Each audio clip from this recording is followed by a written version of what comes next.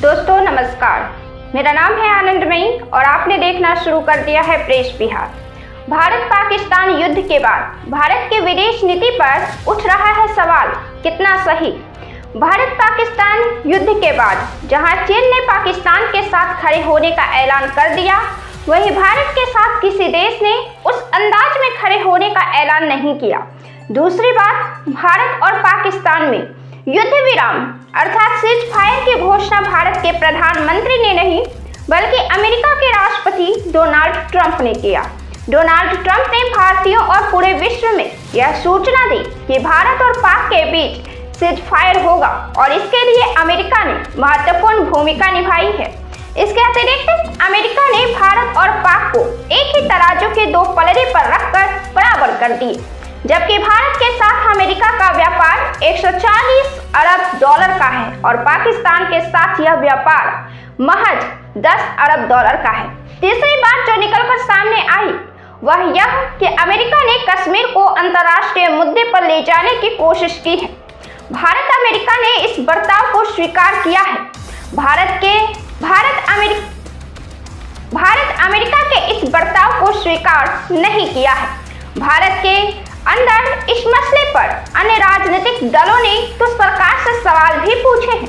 ऐसे में यह सवाल तेज होता जा रहा है कि क्या भारत की विदेश नीति सही नहीं है। भारत की विदेश नीति में बदलाव तब आया जब भारत की विदेश नीति जवाहरलाल नेहरू ने निर्धारित किया था। भारत की विदेश नीति में बदलाव आया है। भारत की विदेश नीति जवाहरलाल नेहरू ने निर्धारित किया था। गुट निरपेक्षता यानी भारत किसी भी गुट का हिस्सा नहीं होगा, लेकिन प्रधानमंत्री मोदी ने इसके उलट यह नियम लागू किया कि भारत हर गुट का हिस्सा होगा। अब इस नियम के तहत वह न तो किसी के साथ खुलकर जाता है और न ही किसी के साथ खुलकर आता है।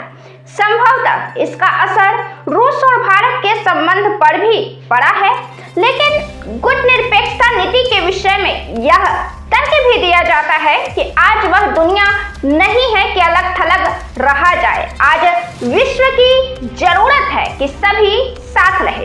भारत अधिक वैश्विक हुआ है और आज हम एक ऐसी दुनिया में रह रहे हैं जहां अलग नहीं रहा जा सकता है। इस मल्टी अलाइनमेंट टर्म का इस्तेमाल सबसे पहले 2014 में शशि थरूर ने ही किया था। तब वे मानव संसाधन मंत्री भी थे। शशि थरूर ने कहा था कि नॉन अलाइनमेंट यानी गुट निरपेक्ष नीति अपना प्रभाव खो चुकी है। 21वीं सदी मल्टी अलाइनमेंट की सदी है। भारत समेत कोई भी देश दूसरे देशों से सहयोग के बिना आगे नहीं बढ़ सकता है। हम एक ऐसी दुनिया में रह रहे हैं जहां अलग नहीं रहा जा सकता है। भारत भी ज्यादा वैश्विक हुआ है। साल 1979 के बाद साल 2016 में नरेंद्र मोदी पहले ऐसे प्रधानमंत्री थे जिन्होंने 120 देशों के गुट निरपेक्ष आंदोलन की वार्षिक बैठक में शामिल नहीं हुए थे। मोदी के शामिल नहीं होने से एक संदेश पूरे विश्व में यह गया कि भारत नेहरू की गुट निरपेक्ष नीति को पीछे छोड़ रहे हैं। इस नीति के तहत भारत क्वाड का भी हिस्सा है और एससीओ का भी हिस्सा है। अब जान लीजिए कि एससीओ क्या है और क्वाड क्या है। मोटे तौर पे कहें तो एससीओ में जहां चीन और रूस के वर्चस्व वाला यह संगठन है, तो वही क्वाड चीन का विरोधी है। एससीओ का सदस्य भारत, पाकिस्तान, चीन और रूस है। रूस बनने से पहले सोवियत संघ का संबंध भारत के साथ काफी मजबूत रहा था। वह हमेशा भारत के हित के साथ खड़ा होता था, लेकिन इस बार जिस तरह से पाकिस्तान के साथ चीन खड़ा हुआ है, उस तरह से भारत के साथ किसी देश ने खड़ा नहीं हुआ। इसकी वजह भारत और अमेरिका की दोस्ती भी मानी जाती है। अब भारत और अमेरिका की दोस्ती कोई वैचारिक नहीं है, बल्कि यह दोस्ती जरूरत आधारित है, जरूरत आधारित संबंध है। भारत और अमेरिका सहयोगी अवश्य हैं, लेकिन मुद्दा आधारित, वैचारिक नहीं। वहीं विद्वान यह भी मानते हैं कि चीन से अमेरिका की बादशाहत को चुनौती मिल रही है, इसलिए वह भारत के साथ सहानुभूति रख रहा है। चीन विश्व की दूसरी अर्थव्यवस्था है। ऐसे में सवाल चौतरफा उठ रहा है। जिस तरह पूरा समर्थन मिला, उस तरह से भारत को कोई देश समर्थन क्यों नहीं दिया? भारत को किसी देश से इस तरह का समर्थन क्यों नहीं मिला? अब सभी गुटों में रहने के मतलब भी है कि कुछ फायदे भी हैं और कुछ नुकसान भी है।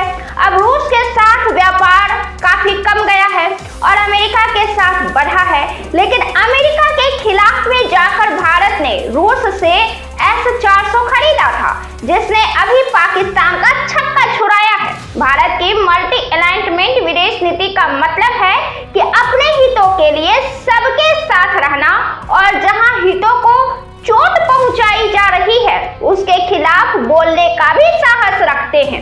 हर नीति की अपनी खासियत तो होती ही है और उसमें बदलाव और उसमें समीक्षा की भी आवश्यकताएं होती है।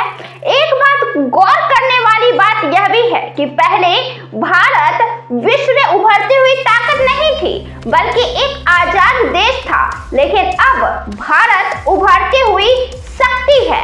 भारत विश्व की 5वीं अर्थव्यवस्था है और भारत को अब कोई देश हाँक नहीं सकता है। जब आप एक शक्ति के रूप में उभर रहे होते हैं तो संभव है कि आपके दोस्त भी उदासीनता दिखाए।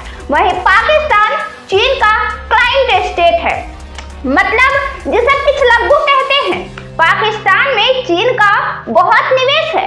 अगर पाकिस्तान को नुकसान होता है तो सीधा बर्बाद चीन हो जाएगा। इस वजह से ही चीन ने पाकिस्तान को साथ देने की बात भी कही।